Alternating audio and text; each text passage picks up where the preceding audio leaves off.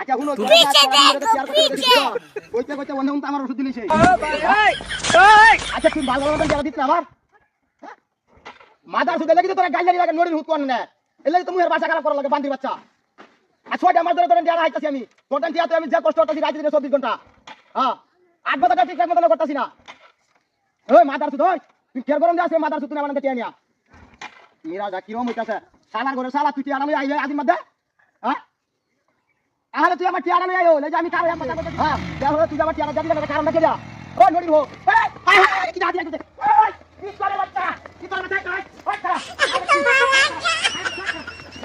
বাস বাস